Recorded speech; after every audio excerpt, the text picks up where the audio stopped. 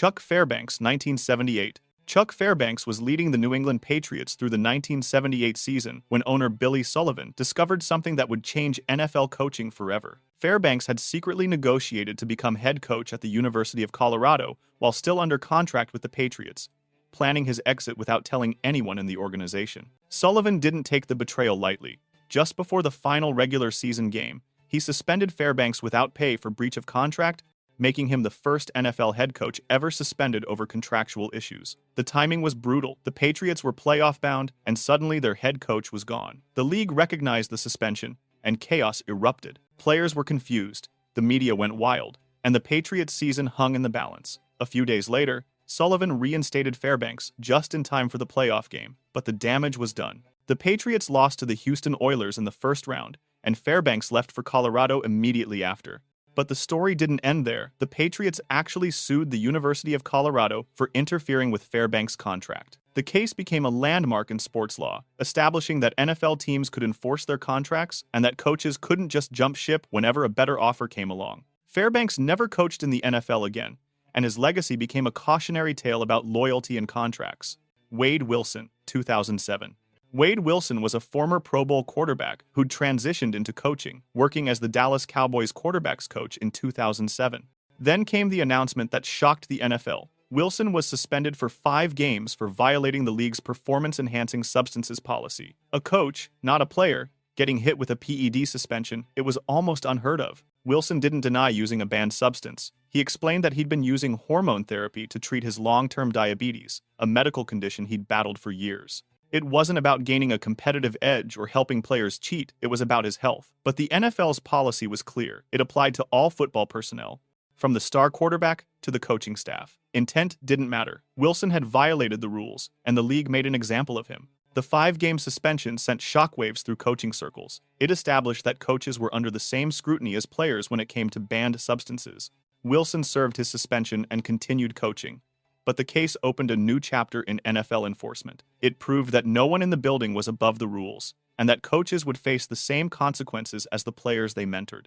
The message was loud and clear. If you're part of an NFL organization, you're subject to league discipline, no exceptions. Travis Jones, 2010. Travis Jones was coaching the defensive line for the New Orleans Saints when his past caught up with him in spectacular fashion. In 2010, the NFL suspended him for 30 days without pay after he pleaded guilty to his role in a massive real estate fraud scheme in Texas. This wasn't a football crime. It was financial fraud involving dozens of victims and fraudulent loan applications. The details were ugly.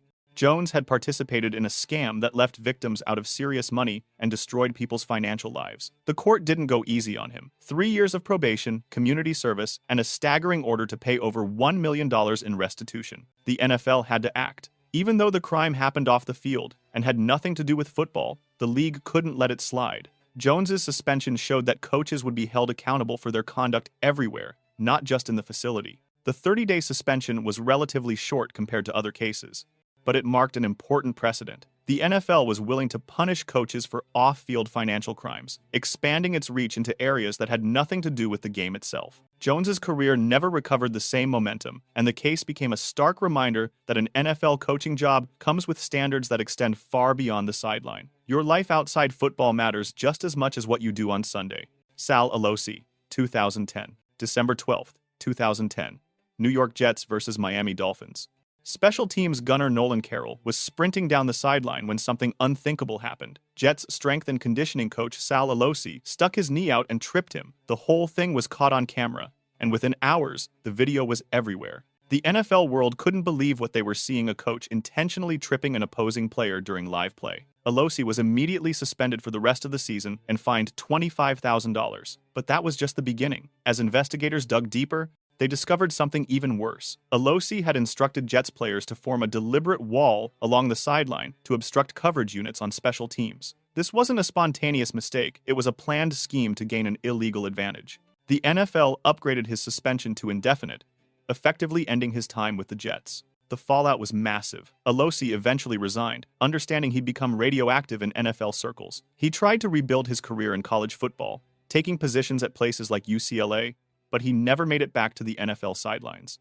The trip heard round the world became one of the most infamous coaching scandals in league history. It's referenced in every discussion about banned coaches because it's so blatant, so visible, and so undeniably wrong. Alosi's career ended in one stupid, impulsive moment that he could never take back. Andy Mohler, 2011 and 2015. Andy Mohler's story is about a coach who couldn't stay out of trouble. His first suspension came in 2011 while he was coaching the offensive line for the Baltimore Ravens. He was hit with a 2-game suspension for violating team rules following a DUI-related arrest. It was embarrassing, but survivable. Serve the time, learn the lesson, move on. But Mohler didn't learn.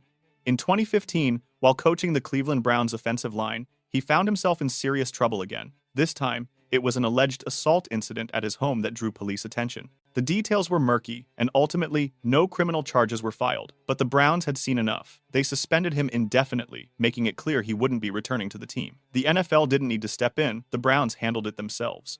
The indefinite suspension effectively ended Mohler's NFL career. He hasn't resurfaced in any major coaching role since. His case sits in that gray area where the league didn't hand down a formal lifetime ban, but the result was the same. He was removed from NFL sidelines and stayed gone. Mohler's downfall wasn't one catastrophic incident. It was a pattern of poor decisions that eventually convinced teams he wasn't worth the risk. Sometimes you don't need an official ban to be banned. Sometimes teams just quietly make sure you never get another chance. Gregg Williams, 2012. Bountygate. The word alone sends chills through the NFL. And at the center of it all was defensive coordinator Gregg Williams, the architect of one of the most disturbing scandals in league history. In March 2012, the NFL suspended Williams indefinitely after discovering he'd run a bounty program with the New Orleans Saints from 2009 to 2011, paying defensive players cash bonuses for injuring opposing players. This wasn't just breaking the rules, this was paying people to hurt each other. The league called it a crush-for-cash system, and the evidence was damning. Williams had allegedly rewarded players for knocking opponents out of games, targeting specific body parts, and delivering hits that caused injuries. The NFL was horrified. Commissioner Roger Goodell made it clear Williams couldn't even apply for reinstatement until after the 2012 season was over. The message: this behavior was so far beyond acceptable that Williams needed to be removed from football entirely. The suspension rocked the league. Williams became the face of everything wrong with playing through the whistle. He was vilified in the media, criticized by players around the league, and treated as a pariah. But here's the twist. In early 2013, Williams was reinstated. The Tennessee Titans hired him as a defensive assistant almost immediately. He'd served his time, and the NFL let him back in. Williams continued coaching in various roles for years afterward. His case became the ultimate example of how even an indefinite ban doesn't mean forever in the NFL. But his name will always be linked to Bountygate, and that stain never washes off. Sean Payton, 2012. Sean Payton was a Super Bowl winning head coach, one of the most respected offensive minds in football. Then, Bountygate exploded, and Payton became the first head coach in NFL history ever suspended by the league. The entire 2012 season gone. No pay, no contact with the team, no coaching. It was unprecedented. The league's case against Payton wasn't that he directly participated in the bounty program. It was worse. He knew about it and failed to stop it. Then, when investigators came asking questions, he allegedly misled them. The NFL concluded that, as head coach, Payton was responsible for everything happening in his building, and his failure to shut down the bounty system was inexcusable. The punishment fit the crime in the league's eyes. If you won't control your team, you don't get to coach it. The Saints were devastated. Beyond Payton's suspension, the team was fined $500,000 and lost second-round draft picks in both 2012 and 2013. The organization was gutted as punishment for letting the culture spiral out of control. Saints fans watched in horror as their championship-caliber team fell apart. Payton sat out the entire season, watching from the outside as his team struggled without him. It was humiliating for one of football's brightest coaches, but Payton came back. In 2013, he returned to the Saints and immediately began rebuilding. He coached in New Orleans until 2021, then took over the Denver Broncos. His suspension became a footnote in an otherwise legendary career, but it remains the most severe punishment ever handed to an NFL head coach. Payton proved you can come back from even the harshest ban, but the 2012 season will forever be a black mark on his resume. Joe Vitt, 2012. Joe Vitt was the forgotten man in Bountygate, but his suspension was significant nonetheless. As the Saints' assistant head coach and linebackers coach, Vitt was hit with a 6-game suspension to start the 2012 season. The league determined he'd helped administer the bounty program and contributed to covering it up when investigators came calling. What made Vitt's situation bizarre was the timing. His suspension didn't kick in until the regular season started, which meant he was allowed to coach through training camp and the preseason. The Saints even briefly considered naming him interim head coach before his ban began. But once week 1 arrived, Vitt was gone, serving his time while the team struggled through the Bountygate fallout. Vitt returned after his 6 games and continued coaching with the Saints for several more years. He was never the headline of Bountygate that belonged to Williams and Payton, but he was part of the coaching trio that went down together. His case proved that even assistants aren't immune from league discipline when they're complicit in systemic rule-breaking. The NFL's message was clear. Everyone in the building is accountable, no matter their title.